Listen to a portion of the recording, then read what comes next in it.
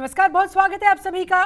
आप देख रहे हैं सबसे बड़ा अखाड़ा और मैं हूं आपके साथ शिल्पा तोमर। जानलेवा कोरोना वायरस ने जिस दिन से कोरोना का कहर बरपाया, उसी दिन से कोरोना वायरस की वैक्सीन को लेकर बेसब्र इंतजार शुरू हो गया, क्योंकि सदी की सबसे बड़ी महामारी ने इस दुनिया को हिलाकर रख दिया, मानवता के अस्तित्व को चुनौती दे डाली। लाखों लोग काल के गाल में समा गए और अब जब वैक्सीन आ रही है तो उससे पहले ही वैक्सीन पर बवाल मच गया।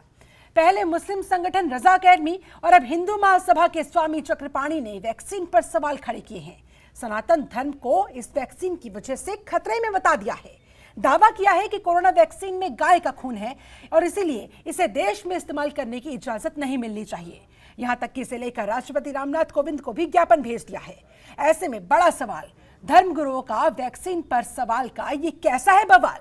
क्या देश में मुफ्ती, मौलाना, धर्मगुरु, डॉक्टर्स और साइंटिस्ट से भी बड़े हो गए हैं? महामारी के खिलाफ इस लड़ाई में जिंदगी जरूरी या वैक्सीन पर छिड़ी ये बयानबाजी? आज करेंगे इसी मुद्दे पर चर्चा। तो कोरोना वैक्सीन पर बयानबाजियों का दौर शुरू हो चुका है। कभी मुस्लिम संगठन तो कभी हिंदू महासभा के अध्यक्ष सामने आते हैं और बयान देकर कहीं ना कहीं बवाल मचा देते हैं। ऐसे में सवाल खड़े होते हैं कि क्या जो कोरोना वैक्सीन पर ये बयानबाजियां सामने आ रही है, ऐसे में इन धर्मगुरुओं ने ये बवाल क्यों मचा रखा है? वैक्सीन से बैर तो आखिर कैसे मनाओगे कोरोना से खैर? ये भी बहुत बड़ा सवाल, महत्वपूर्ण सवाल।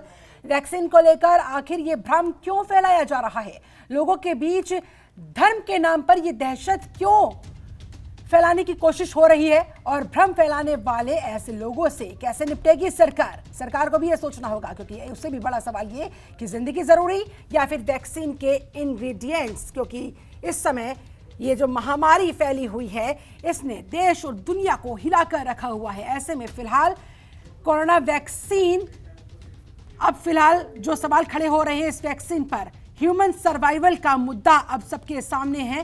ह्यूमन सर्वाइवल के मसले पर अब यहाँ पर किसी को यहाँ चर्बी नजर आ रही है वैक्सीन के अंदर, किसी को गाय का खून नजर आ रहा है।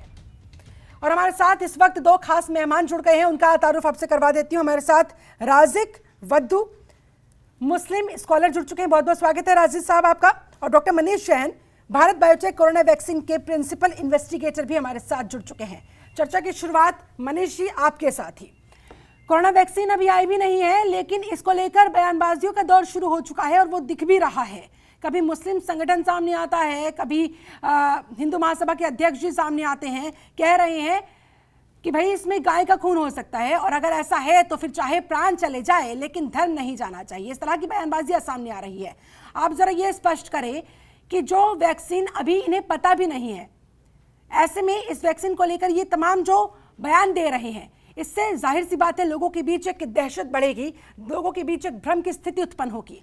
क्या कहा जाए ऐसे लोगों से? जी हाँ, बिल्कुल।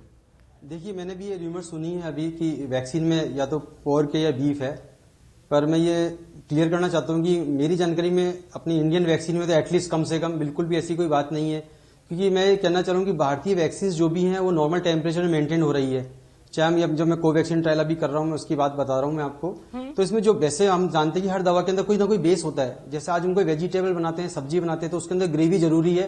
ठीक है, ऐसी कोई दवा बनाने के लिए हमको इनर्ट मटेरियल मिलाना जरूरी होता है। और जो हम गोली बनाते हैं या टैबलेट बनाते हैं, उसमें हमेशा ये आप देखा होगा कि एक रेड निशान होता है, ये ग्रीन निशान होता है। रेड निशान शो करता है कि एनिमल ओरिजिन है, ग्रीन निशान शो करता है वो वेजिटेबल ओरिजिन है। पर इस वैक्सीन में मेरे हिसाब से ऐसा कुछ भी कंटेंट नहीं है जो हम कहें कि ये not eligible for any particular caste. ना तो इसमें पोर्क है ना बीफ है, क्योंकि इंडियन वैक्सीन ये बिल्कुल नॉर्मल टेम्परेचर के लिए बनी है। और यहाँ पे इसको जो नॉर्मल जो इसके बेस होते हैं, like oil, like any substance, like इसका नॉर्मल सलाइन, जो भी इसका सब्सटेंस कॉन्स्टेंट डाला है इसके अंदर, हाँ। तो बिल्कुल भी वो नॉर्मल है और वो एज सच कुछ भी उसका नॉन वेजिटेरियन ओरिजिन नहीं लग रहा मुझको।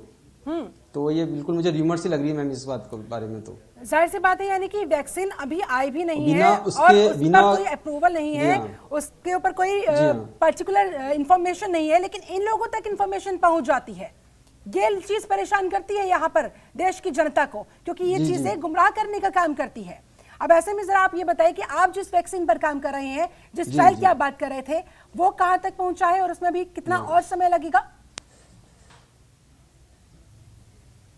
जी अभी मैं कोवैक्सीन ट्रायल कर रहा हूँ मैं, जो फेज 3 में चल रही है पूरे इंडिया में, हाँ। जिसमें 26,000 वॉलंटियर्स का रजिस्ट्रेशन होना जरूरी है। हाँ। और अभी तक 65% का अचीवमेंट टारगेट अचीव कर लिया गया है। आज हम मैं जयपुर की बात करता हूँ तो पूरे राजस्थान से जिस तरह से उत्साह से लोगों ने वॉलंटियर्स ने पार्टिसिपेट किया है, तो अभी हमने 1000 का आंकड़ा क्रॉस कर लिया है। 1016 हमने शाम तक हमने वॉलंटियर्स रजिस्टर्ड कर दिए, जिसमें हर उम्र के लोग 18 साल से ऊपर के, इवन 60 साल से ऊपर के, 78 साल तक के बुजुर्गों ने भी इसमें पार्टिसिपेट किया उत्साह के साथ। साथ ही साथ IAS ऑफिसर्स ने, जुडिशनरी ने, साथ में पॉलिटिशियंस ने भी बहुत आगे उत्साह से इसमें काम किया है, भाग लिया है। GST कमिश्नर ने, असिस्टेंट कमिश्नर सामने, तो इसमें समाज के हर वर्ग, हर तबके के लोग आके आ रहे हैं और हमें रोज ही कॉल आ रहे हैं, जैसे हमारा रजिस्ट्रेशन कराइए, हमें रजिस्ट्रेशन करना है, हम आगे से आगे आ रहे हैं। आज एक 25 ईयर्स की फीमेल आई जो, ठीक है मनीष जी, ऐसे में आप जरा ये बताएं कि बहुत तेजी से बढ़ रही है, चाहे इंडिया की हो, चाहे चाइना की हो, चाहे अमेरिका की हो, है तो वो कोरोना की वैक्सीन, ऐसे में जिंदगी जरूरी है या फिर वैक्सीन के अंदर के इंग्रेडिएंट ज्यादा जरूरी है? देखिए पहला तो इसका आंसर ये कि जिंदगी सबसे जरूरी चीज है। जिंदगी जरूरी है। हमने बहुत पहले एक नेता का बयान भी पढ़ा था कि इस पाउडर में हड्डी मानव की, दानव की जिंदगी बचाना जरूरी है। तो उसी के परिप्रेक्ष्य में मैं कहना चाहता हूँ कि जिंदगी पहले जरूरी है। दूसरा ये भी क्लियर करना चाहता हूँ कि र्यूमर पे जनता ना जाए, क्योंकि ये सब जो भी आज दवाई बनती है उसमें पूरी ट्रांसपेरेंसी होती है। वो DCGI से अप्रूव होकर दवाई मार्केट में आती है, ऐसे मार्केट में नहीं आ सकती। तो उसके कंटेंट को उनको कॉपी देनी पड़ती है, हम इसमें ये कंटेंट इतने % में डालेंगे, तो इसमें ऐसे कोई ढका छुपा कुछ बात भी नहीं होती है। और इस वैक्सीन में तो मुझे लगता है कि कुछ भी ऐसा कंटेंट नहीं है जो हम कहें कि बड़ा ऑब्जेक्शनेबल कंटेंट है। चलिए ठीक है मनीष जी, आप हमारे साथ बने रहे। राजिक साहब भी हमारे साथ मौजूद है। राजिक जी, आपने रजा एकेडमी का बयान वो सुना होगा, जिस तरीके से उन्होंने चर्बी का जिक्र करते हुए इसके टोटल बहिष्कार की बात कही थी। ऐसे में सवाल खड़ा होता है कि क्या ये चीज इतनी महत्वपूर्ण हो जाती है, क्योंकि इस समय हमारा देश, ये पूरी दुनिया महामारी से जिस तरह से ग्रसित नजर आ रहा है, सिर्फ और सिर्फ कोरोना वैक्सीन ही लोगों की जान को बचा सकती है। और अगर उसी वैक्सीन पर इस तरह की बयानबाजी सामने आएगी, उस पर क्या कहिएगा फिर? नहीं, ये देखिए, किसी भी प्रकार का शक शुबा पैदा करना वैक्सीन के ऊपर या वैक्सीनेशन के प्रोसेस के ऊपर, वो बहुत ही दुखदाई है और ऐसा नहीं करना चाहिए। देखिए, इस वक्त सिर्फ वैक्सीन ही एक लौता जरिया है इस महामारी से बचाव का, और अब जब वैक्सीन आने वाली है और उसके लगाने की प्रक्रिया शुरू होने वाली है, तो उससे पहले इस प्रकार की अफवाहें, चाहे वो किसी भी स्तर से उठें, चाहे धार्मिक गुरुओं के माध्यम से उठें, चाहे रजा एकेडमी कहे, चाहे चक्रपाणी जी महाराज की तरफ से आए, किसी भी तत्व की या किसी भी समाज के हिस्से से अगर इस तरह की बातें आती हैं जिससे वैक्सीन के ऊपर शक शुबा पैदा होता है, तो वो बहुत दुखदाई है, बहुत गलत है, निंदनीय है। यानी कि राजिक जी, आप रजा एकेडमी के उस बयान से बिल्कुल इत्तेफाक नहीं रखते? नहीं, बिल्कुल नहीं। और देखिए, वैक्सीन है और साइंटिस्ट और ICMR वगैरह जो है वो सब सारी प्रक्रियाओं को देखेंगे, चेक करेंगे, बाकायदा साइंटिफिक इन्वेस्टिगेशन के बाद ही कोई भी वैक्सीन फाइनल होकर के लोगों तक पहुंचेगी। तो उसके बारे में बयान देना गलत है, क्योंकि उनका कार्य क्षेत्र नहीं है। जिसका कार्य क्षेत्र है, अगर कोई साइंटिस्ट इसके ऊपर कोई पॉइंट रेज करे कि भाई ये इसके साइड इफेक्ट हैं और या इससे बहुत ये इफेक्टिव नहीं होगी, इस तरह का अगर कोई आर्गूमेंट होता है जिससे वैक्सीन एक बेटरमेंट की तरफ आगे बढ़ती है, तब तो आर्गूमेंट का स्वागत होना चाहिए। बाकी तो ये सब फालतू की बातें हैं।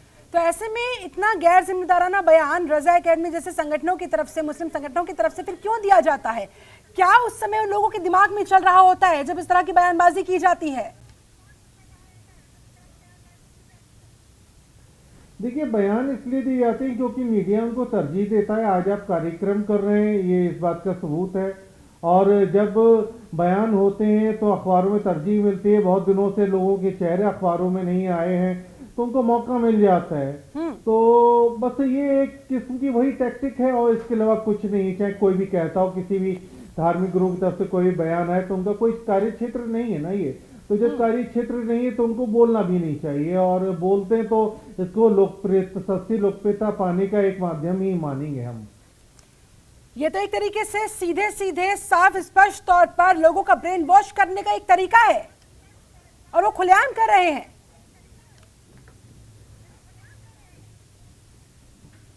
जी, जाहिर सी बात है, मीडिया में खबर बनी, वो इतना सब कुछ नहीं सोचते कि उनका क्या लाभ है, क्या नुकसान है, समाज को क्या फर्क पड़ेगा, वो ये नहीं देखते। वो केवल ये देखते हैं कि उनका निजी हित सध रहा है या नहीं सध रहा है। उनको मीडिया में आने का मौका मिल रहा है, चर्चा में आ रहे हैं, और जब कोई भी व्यक्ति टीवी पे या मीडिया में आता है, बयान छपते हैं, तो उसके चाटुकारों की संख्या बढ़ जाती है। हाँ। तो फिर जाहिर सी बात है, वो सेलिब्रिटी स्टेटस मिल जाते हैं, तो फिर वो क्यों ना गंदगी फैलाए, क्योंकि गंदगी को आगे बढ़ाने से उनका निजी लाभ हो रहा है।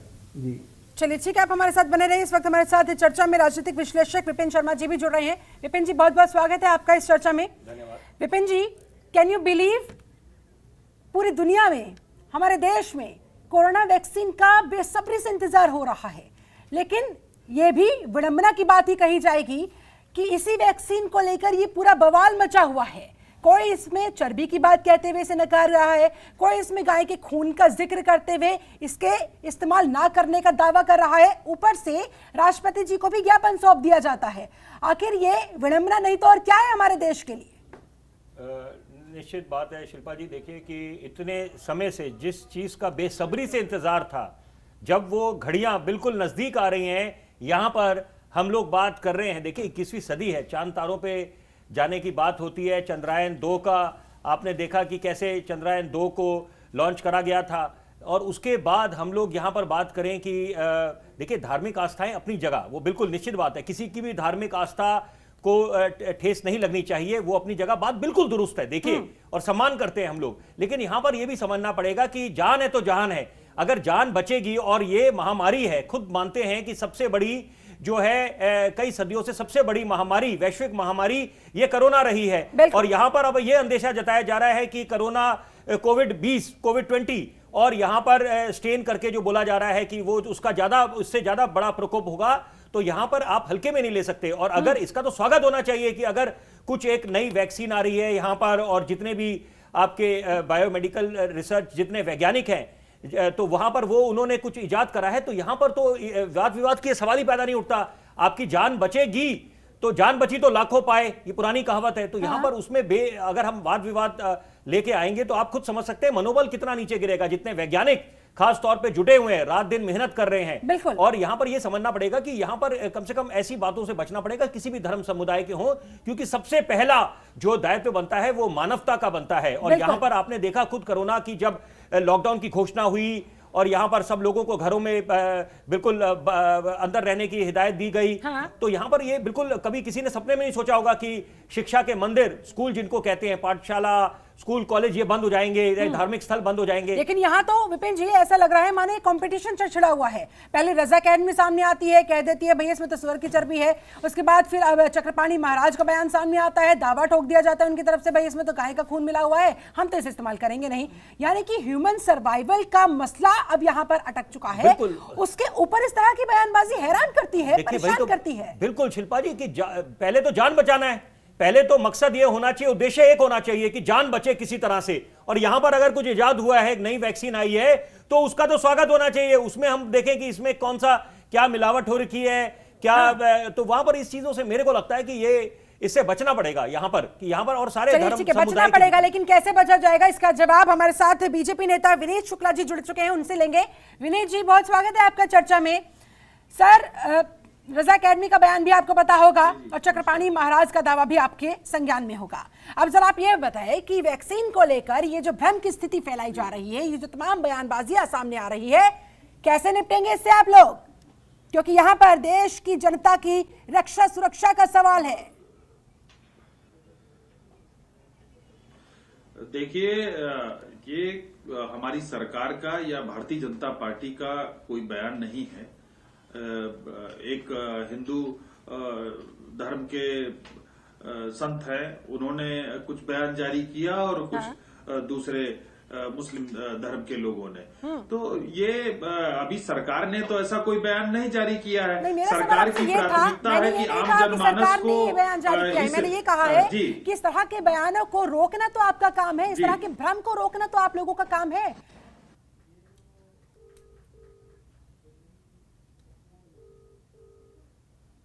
विनीत जी, महामारी से बचाने की सबसे बोलिए। पहली प्राथमिकता हमारी यही है जी, और उसको सरकार कर रही है। वैक्सीन को रख रखाव के लिए, उसके स्टोरेज के लिए बनाए जा रहे एयरपोर्ट पे, दिल्ली एयरपोर्ट पे सबसे बड़ा उसका हब बनाया गया है कोरोना वैक्सीन को रख रखाव के लिए। और हर जगह पर हमारे उत्तर प्रदेश में ही ले लीजिए, आदरणीय योगी आदित्यनाथ जी के नेतृत्व में जिस तरीके से कोविड-19 से निपटने के लिए जो व्यवस्थाएं की गई, और अभी जो नया आ रहा है कोरोना का, तो उसको भी देखते हुए सतर्कता बरती जा रही है। जो यूरोपीय देशों से या यूके से बाहर से आए हुए लोगों पर उनकी मॉनिटरिंग करके और उनको क्वारंटीन किया जा रहा है और उनकी टेस्टिंग की जा रही है। तो ये सब व्यवस्थाएं सरकार की हैं, सरकार अपना काम कर रही है। आम जनता को कैसे उसको सुरक्षित रखा जाए और इस महामारी से कैसे बचा जाए, उस पर काम कर रही है। महामारी से तो बचा अभी लेंगे कोई- साहब, जी। कोरोना वैक्सीन आने वाली है, लेकिन इस भ्रम से, इस तरह की बयानबाजियों से आप कैसे बचाएंगे? यही तो मेरा बार बार आपसे सवाल है। देखिए वो ज्यादा भ्रम खतरनाक है। फैलाने- देखिए भ्रम फैलाने वाले लोगों पर कहीं से भी कोई विश्वास ऐसे नहीं करेगा। जनता सब समझती है। सरकार जो काम कर रही है, सरकार की नीतियों में, सरकार के काम में विश्वास है आम जनता को, आम जनमानस को। उसको पता है कि सरकार बेहतर काम कर रही है। इस महामारी के समय में जिस तरीके से हमारे प्रदेश के मुखिया ने एक बेहतर प्रदर्शन किया है और आम जनमानस को सुरक्षित रखा है, हम उनको साधुवाद देना चाहेंगे। ऐसे मुख्यमंत्री हमको मिले जिन्होंने इस महामारी के समय में इस तरीके से व्यवस्थाएं की कि आम जनमानस आज सुरक्षित है।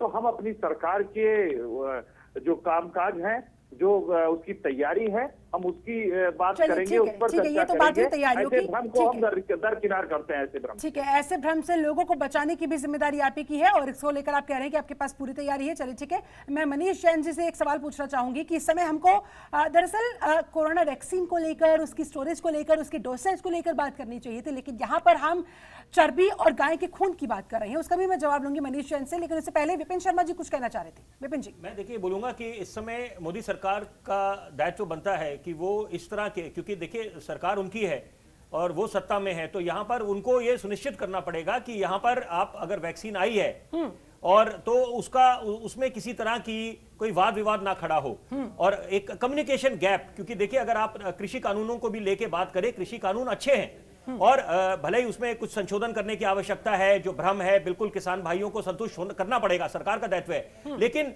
क्योंकि एक कम्युनिकेशन गैप था जिसके कारण सरकार ये संतुष्ट नहीं कर पाई देश के अन्नदाता को कि आपकी एमएसपी नहीं कहीं जाने वाली और मंडियां नहीं जाने वाली। उसी तरह से अब ये सरकार का ही दायित्व बनता है, मोदी सरकार का, कि वो ऐसे जो वाद विवाद खड़े होते हैं कोरोना वैक्सीन को लेकर ना पैदा हो जाए। दूसरी बात मैं ये बोलना चाहूंगा, क्योंकि अगर आप मोदी सरकार की बात करें, उसकी अंतर्राष्ट्रीय पटेल पर उनकी तारीफ हुई थी कि जब लॉकडाउन को लेकर डब्ल्यूएचओ ने तारीफ करी थी कि हमने बिल्कुल सही वक्त पे लॉकडाउन की घोषणा करी, क्योंकि अगर उसमें थोड़ी देरी हो जाती तो उसकी ज्यादा कीमत चुकानी पड़ती। तो यहां पर यह समझना पड़ेगा सरकार का भी दायित्व है और विपक्ष को भी अपनी जिम्मेदारी निभानी पड़ेगी। एक जिम्मेदार विपक्ष बन के उभरना पड़ेगा और यहां पर विपक्ष और सरकार दोनों को एक स्वर में स्वर मिलाना पड़ेगा, क्योंकि यहां पर जनमानस की बात है और ये हमारे देश हित की बात है कि अगर हम कोरोना से उभर पाते हैं, क्योंकि आर्थिक मंदी का दौर चल रहा है, आर्थिक जो चुनौतियां सामने खड़ी हैं, जीडीपी के आंकड़े धरातल पे आए हुए हैं। और रही बात विपिन जी, रही बात धर्म की, तो धर्म का पालन तो आप तब करेंगे, मानवता सबसे बड़ा धर्म होना चाहिए। बचेंगे आपने, मैं बस एक बात जरूर बोलूंगा 15 सेकेंड कि कोरोना काल में हमने जी के देख लिया, हमने क्या सीख ली कि मानवता ही सबसे बड़ा धर्म है, सबसे पहले मानवता। तो यहां पर समझना पड़ेगा कि हम ये वाद विवाद खड़ा करें या देखें कि इसमें क्या है, ऊपर उठकर जान बची तो लाखों पाए। क्योंकि इसी कोरोना वायरस ने मानवता के अस्तित्व को ही चुनौती दी है और ऐसे में इसे हराना, हर हाल में हराना बहुत जरूरी हो गया है। डॉक्टर मनीष जैन, आपके पास आना चाहूंगी। आपसे मैंने अभी एक सवाल किया था कि अभी इस समय कोरोना वैक्सीन आने वाली है, ऐसे में यहाँ पर चर्चा होनी चाहिए थी कि उसका स्टोरेज कैसे किया जाए, क्या कुछ उसके लिए टेम्परेचर होना चाहिए, कैसी उसकी पूरी व्यवस्था होनी चाहिए कि एक एक शख्स तक जिसे जरूरत है उसका डिस्ट्रीब्यूशन कैसे होगा, उसकी सप्लाई कैसे की जाएगी, कैसे टीकाकरण उनका करवाया जाएगा। लेकिन यहाँ पर हम कुछ और ही चर्चा कर रहे हैं। कितना निराश करती है ये बात आपको? जी बिल्कुल, ये बात बहुत निराशा वाली बात है कि आज हम जहाँ पे हमको ये देखना चाहिए कि सेंट्रल गवर्नमेंट और स्टेट गवर्नमेंट इतना अच्छा काम करके हम देखते हैं, आज वर्ल्ड से कंपेयर करते तो हमारा कितना अच्छा कोरोना को कंट्रोल किया, मॉर्टेलिटी रेट इतनी कम हुई है। तो हमें डिस्ट्रीब्यूशन और वैक्सीनेशन पे जोर देना चाहिए। और हम अगर ये चर्चा करते हैं कि इसमें पोर्क है या बीफ है, तो ये बिल्कुल र्यूमर्स गलत हैं, पहली बात। दूसरी बात ये कि मैं ये चाहता हूँ कि इसमें हम एक तो 2 लेवल पे काम करें। एक तो हमारा जो अभी सोशल डिस्टेंसिंग और प्रॉपर सैनिटेशन और सारा प्रॉपर जो चल रहा है उसको चलने दें। दूसरा, हम वैक्सीनेशन का डिस्ट्रीब्यूशन का भी बात साथ ही साथ स्टार्ट कर दें कि स्टेट गवर्नमेंट और सेंट्रल गवर्नमेंट के कोऑर्डिनेशन में हम ऐसे जैसे हर कॉन्स्टिट्यूंसी, जैसे असेंबली पे, हर पीएससी पे इस तरह की ऐसे सेंटर्स बना दिए जाए जहां पे हम इसको टेम्परेचर को मेंटेन करते हुए, क्योंकि सबसे अच्छी बात है कि इंडियन वैक्सीन की ये 2 से 8 डिग्री टेम्परेचर में मेंटेन हो सकती है और इसको इजीली डिस्ट्रीब्यूट कर सकते हैं हर जगह। तो उसको अभी से एक मास्टर प्लान के रूप में करके इसको हम नोडल ऑफिसर्स अपॉइंट करते हुए इसको आगे चलें। और ये बिल्कुल र्यूमर्स को बिल्कुल उनको फॉलो नहीं करना चाहिए कि इसमें लगाना होगा। और ये जिम्मेदारी सीधे तौर पर भारतीय जनता पार्टी की बनती है। केंद्र में सत्ता पर काबिज है बीजेपी, पीएम नरेंद्र मोदी, अमित शाह, पूरा का पूरा अमला। हालांकि डॉक्टर हर्षवर्धन को सामने आना पड़ा और कहना पड़ा कि देश को इस तरह से बयानबाजी करके भ्रमित करने की कोशिश ना करे, क्योंकि हर कोई समझ रहा है कि कितना बड़ा इसका भुगतान हमें करना पड़ सकता है, ये कितना महंगा हमें पड़ सकता है।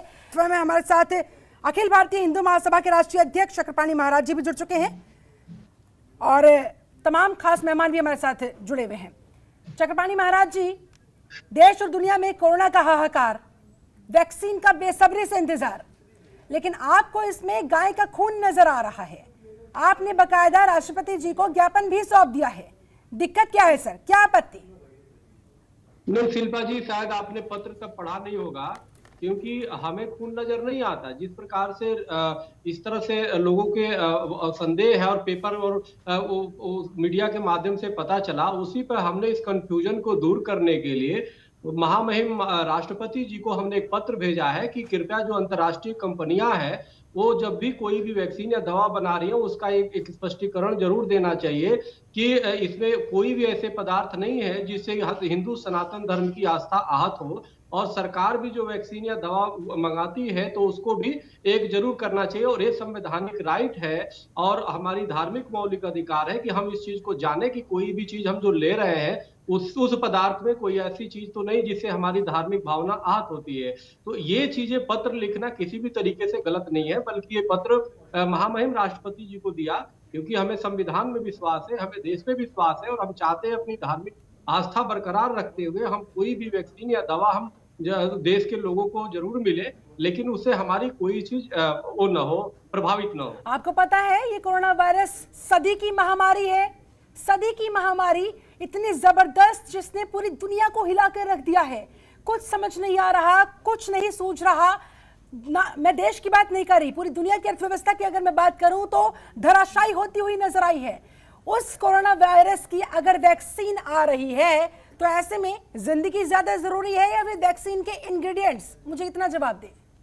नहीं, जिंदगी तो जरूरी है, जिंदगी तो लोगों के लिए जरूरी ही है और किसी को भी क्यों हो, हर व्यक्ति स्वस्थ रहना चाहिए। लेकिन जो कंफ्यूजन होता है उस कंफ्यूजन पे भी विराम लगना चाहिए और जो दवा कंपनियां उनका दायित्व बनता है, जो भी जिम्मेदार एजेंसी है उनका दायित्व बनता है। और ये तो संवैधानिक राइट हर व्यक्ति की बनता है कि वो जाने कि किसी चीज पे कोई चीज मिलता है तो क्या है। अब इतनी नहीं कि हम जान के इतनी हड़बड़ी में कुछ ऐसे काम न कर दें जो कि बाद में पता चले कि हमको कुछ ऐसी चीजें गिरा दिया जो हमारी भावना को आहत करती है। तो इस चीज पे विराम लगना चाहिए। तो ये एक अपनी राइट है, एक अपना अधिकार है, हर व्यक्ति का एक मौलिक अधिकार है। आपने कहा कि एक तरीके से एक र्यूमर था और इस र्यूमर को क्लियर करने के लिए आपने राष्ट्रपति जी को ज्ञापन भेजा, यानी कि कहीं ना कहीं जाने अनजाने आपने भी तो काम किया वही इस र्यूमर को और ज्यादा स्प्रेड करने का। आज देखिए, आज चर्चा हो रही है इस मुद्दे पर, देश के लोगों के बीच में कहीं ना कहीं एक संदेश गया है, एक भ्रम की स्थिति उत्पन्न हुई है। ऐसे में उसके जिम्मेदार कौन होगा सर? आपने तो अपना र्यूमर स्पष्ट करने के लिए ज्ञापन दे दिया। जिम्मेदार कोई नहीं। देखो, ऐसा है, दिखाती तो मीडिया है और मीडिया ही बताती है कि क्या उसमें हो रहा है और क्या नहीं हो। मीडिया चाहे कोई भी हो सकता है। तो सवाल इस बात का है कि अगर कंपनियां अगर आकर के सामने कहती है कि नहीं इसमें कोई इस तरह से नहीं है, तो सवाल नहीं, तो दूध का दूध पानी का पानी। और कोई भी वैक्सीन आएगा तो स्वाभाविक है कि उस पे उसका कंपनी जो है वो जारी करेगी। तो ये तो स्वाभाविक है और ये इसमें कोई बड़ी बात नहीं है। उसको मुद्दा तो मीडिया बनाती है और मीडिया उसको तो पेश करती है किस तरीके से, उस पर निर्भर करता है। और बाकी तो ये तो होना ही चाहिए। हम जल्दीबाजी में हमारी लेकिन बयान तो आपने दिया, आपने कहा कि प्राण जाए लेकिन धर्म ना जाए, लेकिन आप जरा मुझे ये बताएं कि अगर आपकी जान ही नहीं होगी तो आप धर्म का पालन कैसे कर लेंगे सर? हाँ शिल्पा जी मैं आपको बताना चाहता हूँ कि किसी भी कीमत पे मेरा तो व्यक्तिगत राय है कि अगर कोई गाय की चर्बी, देखो 1857 में मंगल पांडे जी ने गाय की चर्बी की वजह से क्रांति किया। सवाल इस बात का, मुझे कोई गाय का खून दे दे गाय किसी भी कीमत पे, मैं कहूंगा मेरी जान ले लो, लेकिन मैं तो नहीं लूंगा। बड़ी सीधी हमारी माता है, हमारी धार्मिक मान्यता है, हम नहीं लेते किसी भी तरीके से। अब कोई दूसरा लेता है उसकी मर्जी है, उसको हम रोक थोड़े सकते हैं, लेकिन हमारी राइट ये बनता है कि हम इस चीज को जाने कि भाई आप जो हमें दे रहे हो कंपनियां दे रही है विदेशी, और पहले से अंतर्राष्ट्रीय साजिश तो हुई थी 1857 में। कहीं ऐसा तो नहीं जो चीज तो तुम खाते हो हम तो नहीं खाते, हम तो इस्तेमाल नहीं करते, या जो हम करेंगे तुम नहीं करोगे। तो हमें जानने का अधिकार है, तो हम अपने अधिकार और ये जो कंफ्यूजन है खत्म होना चाहिए, और कोई भी कंपनी खत्म करेगी भी। देखिए आप लोग जिस तरीके से जो चीज हवा उड़ रही है उस पर जरूर विराम लगा, क्योंकि जो इतनी बड़ी अंतर्राष्ट्रीय कंपनियां हैं वो निश्चित रूप से सामने आके उस बात को रखेंगी, और इसी के लिए हमने पत्र भेजा है कि भाई कम से कम किसी को ना आगे बढ़ना पड़ेगा ना, ताकि इस कंफ्यूजन पे रोक लगे, विराम लगे। जिस तरह से आप अपनी जगह सही है, आप अपने पक्ष में सफाई पेश करें, तो उस लिहाज से तो फिर मुंबई की रजा एकेडमी भी अपनी जगह बिल्कुल सही है, आपको लगता है? उन्होंने भी तो यही करने का काम किया है। उन्होंने पोर्क का जिक्र किया, आपने बीफ का जिक्र किया, बताएं। नहीं देखो, उनका मैं नहीं जानता, उनके बारे में मैं कुछ नहीं जानता। मैं अपने जानता हूं कि हमारे पास जो संज्ञान आई है हम उसको लेकर के जरूर, हमारा कर्तव्य है, हमारा धर्म है कि हम जाने, और मेरी व्यक्तिगत निजी भी हमारी ये विचार है कि मैं उस चीज को क्लियर कराऊं, और करने के लिए जरूरी है कि हम उसकी प्रस्तुतिकरण करें। कल के डेट में कोई वो नहीं हो, और निश्चित रूप से इसको कोई भी बड़ी कंपनी है या कोई भी अगर डॉक्टर आपके पैनल में, तो पूछिए कि जरूर कंपनियों का जिम्मेदारी होती है कि वो अपने प्रोडक्ट के बारे में बताए कि क्या चीज हमने इस्तेमाल किया है, कैसे उसकी प्रक्रिया के बारे में बताए जाते हैं। ठीक है, जब वैक्सीन आएगी तो जाहिर सी बात है जब उस पर अप्रूवल लगेगा, ठप्पा लगेगा, उसे परमिशन मिलेगी, तो सारी चीजें ट्रांसपेरेंट होंगी ही। उसके अंदर किन किन चीजों का इस्तेमाल हुआ है सारे इंग्रेडिएंट्स खुलकर सामने आएंगे ही। विनीत शुक्ला जी, आपने सुना चक्रपाणी महाराज को, उन्होंने कहा कि मुझे कंफ्यूजन थी और इस कंफ्यूजन को दूर करने के लिए मैंने राष्ट्रपति जी को चिट्ठी लिख दी। यानी कि जरा सोचिए, ऐसे तो देश में और भी न जाने कितने लोग कंफ्यूज होंगे और ये कंफ्यूजन फैलती ही चली जाएगी। आप लोगों को कुछ करना होगा इससे पहले कि ये नुकसानदायक थे, इससे पहले धर्म के नाम पर देश को नुकसान पहुंचे। नहीं, देखिए शिल्पा जी, कहना चाहूंगा कि सरकार में पूरे आम जनमानस को, देश की 135 करोड़ जनता आदरणीय प्रधानमंत्री जी में विश्वास करती है कि जो भी कदम अगर उठा रहे हैं तो वो बेहतरी के लिए उठा रहे हैं, आम जनता की बेहतरी के लिए। मानवता सबसे बड़ा धर्म है और मानव जीवन को बचाना ये और सबसे बड़ा धर्म है। वो सरकार हमारी काम कर रही है। और रह गई बात महाराज जी की, महाराज जी अपने कोई संदेह तक अपना वो उनका निजी कारण हो सकता है, लेकिन सरकार की प्रतिबद्धता है आम जनमानस को सुरक्षित रखना, और उस पर उठाए जा रहे जो कदम है कि कोविड-19 को लेकर बात करूंगी। ठीक है, लौटूंगी आपके पास सर, लौटूंगी आपके पास। इस वक्त हमारे साथ एम्स के पूर्व director doctor MC Mishra ji जुड़ गए हैं। मिश्रा जी, बहुत बहुत स्वागत है आपका इस चर्चा में। जी नमस्कार डॉक्टर साहब, क्या कहूं मैं आपसे, कोरोना वैक्सीन जो अभी आई नहीं, उस पर जबरदस्त बवाल मचा हुआ है। अलग अलग लोगों की तरफ से अलग अलग प्रतिक्रियाएं सामने आ रही है, प्रतिक्रियाएं कम और कंफ्यूजन ज्यादा नजर आ रही है। और चक्रपाणी महाराज जी भी हमारे साथ जुड़े हुए हैं। अब जरा आप ये बताएं कि इस कंफ्यूजन को क्लियर करने के लिए राष्ट्रपति जी के पास पहुंच जाते, जरा आप स्पष्ट कर पाएंगे क्या है वास्तविक स्थिति? मैंने प्रश्न नहीं सुना था जिसका स्वामी जी जवाब दे रहे थे, तो ठीक है मिश्रा जी, ये जो दवाई है कोरोना वायरस की, ये जो वैक्सीन बनाई जा रही है, कहा जा रहा है कि अगर इसमें गाय का खून मिला होगा हम इस्तेमाल नहीं करेंगे, अगर इसमें सुअर की चर्बी मिली होगी यानी कि पोर्क होगा तो हम इसका इस्तेमाल नहीं करेंगे। ऐसे में सवाल खड़ा होता है कि जिंदगी जरूरी है या फिर इस चीज पर बहस? देखिए, बहस तो हम किसी भी मुद्दे पर कर सकते हैं, उसमें कोई रोक नहीं है। हमारा प्रजातंत्र है, उसमें बहस होनी चाहिए, बहस सार्थक होनी चाहिए, बहस स्वस्थ होनी चाहिए, हेल्दी डिबेट होनी चाहिए। लेकिन मैं नहीं समझता कि पिछले इतने वर्षों से जो वैक्सीन लग रही हैं, हाँ। उनमें कोई इस किस्म का कोई भी मिलावट थी या आगे भी होगी।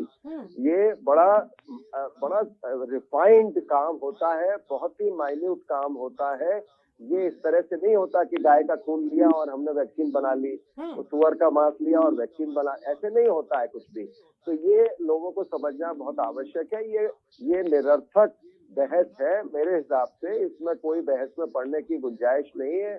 जो भी वैक्सीन, पोलियो के इतना चल रहा है टीकाकरण, स्मॉल पॉक्स 1973-75 में इरेडिकेट हो गई भारत से।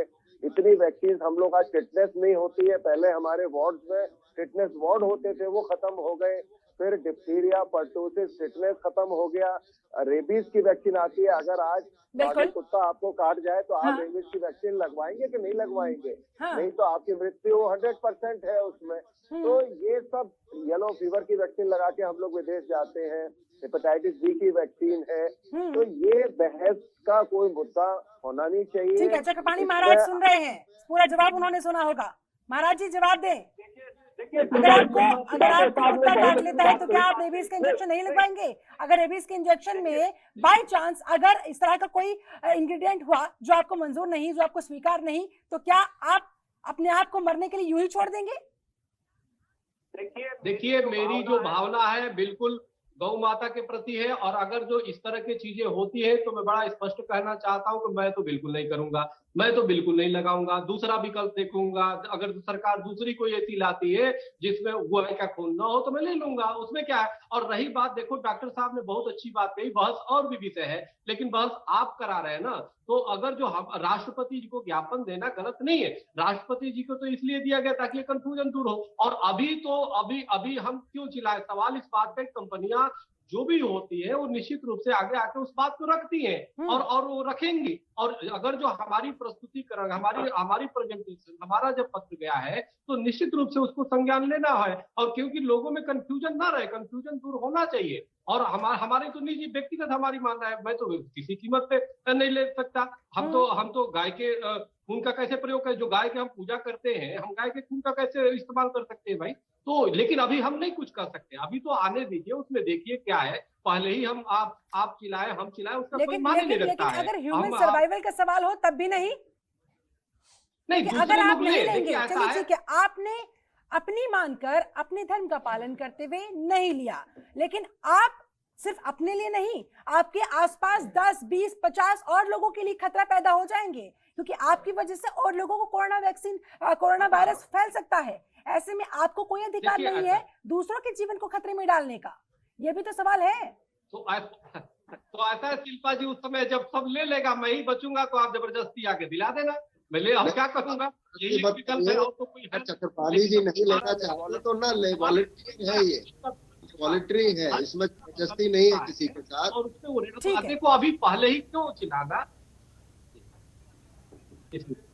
ठीक है, राजिक जी आवाज मिल पा रही हो तो जरा आप अपना स्टैंड क्लियर करें इस पे। जी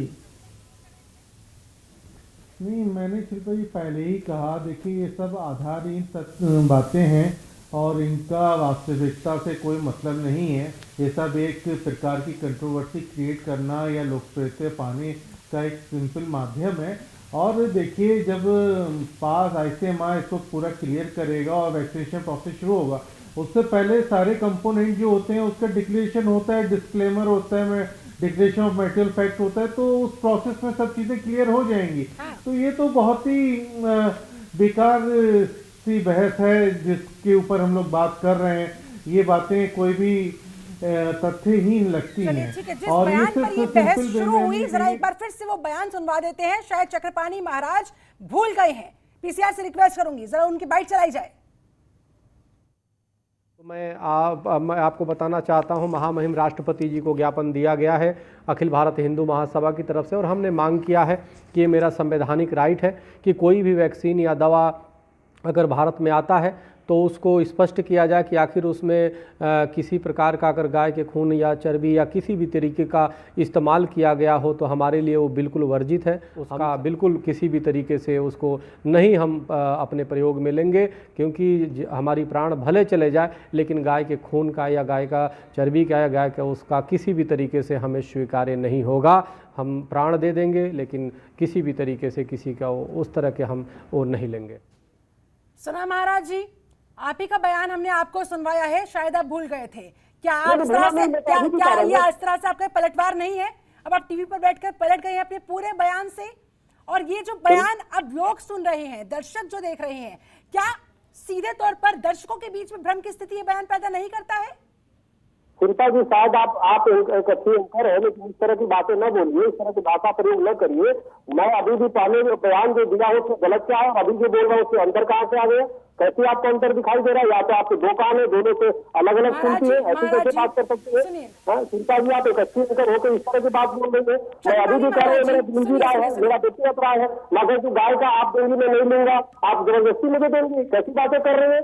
संविधानिक हमारा राइट है। लेकिन सुनिए, आप लोगों के पीछे कितनी बड़ी फॉलोइंग होती है, क्या आप उस बात का अंदाजा है आप लोगों को? आप लोग जिस सभा के आप अध्यक्ष हैं, जाहिर तौर पर आप एक जिम्मेदार पद पर बैठे हुए हैं, और अगर एक जिम्मेदार पद पर बैठे हुए शख्स की तरफ से इस तरह की बयानबाजी सामने आएगी तो क्या ये भ्रम नहीं फैलाती है? सीधा सा सवाल। चिंता जी, आप भी एक जिम्मेदार एंकर हैं, आपको समझना चाहिए कि हमने गैर जिम्मेदार कोई काम नहीं किया। हमने महामहिम राष्ट्रपति जी को ज्ञापन किया, हमने उस दिन आकर के आपके चैनल पे बयान नहीं दे दिया, हमने पहले फेस पर फेस नहीं कर दिया। कुछ कहना चाह रहे हैं, दूर करने के लिए हाथ उठा रहे हैं, वो कुछ कहना चाह रहे हैं। विपिन जी, मैं स्वामी चक्रपाणी जी आपको नमन करता हूं, और मैं साथ में एक बात बोलना चाहूंगा। देखिए, गौ निश्चित बात है, मैं खुद गौ भक्त हूं, तो ऐसी बात नहीं है इसमें कि धार्मिक आस्था किसी की भी उसको ठेस नहीं लगनी चाहिए, वो अपनी जगह बिल्कुल दुरुस्त है। मैं बिल्कुल आपकी बात का आदर करता हूं, सम्मान करता हूं। साथ साथ देखिए, क्योंकि आज हम 21वीं सदी में रह रहे हैं, हमें यह भी समझना पड़ेगा कि पहले जान बचानी है, और ये सदी की सबसे बड़ी महामारी है। और आप ये देखिए, ये सुनिश्चित करना भी सरकार का, अगर आप जो एपेक्स बॉडी है बायोमेडिकल रिसर्च की, जिसको आईसीएमआर बोलते हैं, Indian council of medical research, वो सुनिश्चित करेगी कि जब ये वैक्सीन आएगी कि उसमें जितने कंपोनेंट्स हैं कि वो क्या क्या है, क्या क्या उसमें मिला हुआ है, तो निश्चित बात है दूध का दूध पानी का पानी हो जाएगा। और निश्चित बात है, ये आपकी बात अपनी जगह दुरुस्त है कि यहां पर धार्मिक भावना किसी की भी उसको चोट नहीं लगनी चाहिए। लेकिन बहरहाल मुद्दा यह भी है शिल्पा जी, मैं इस चर्चा में एक मुद्दे को लेकर, एक पहलू को लेकर आना चाहता हूं।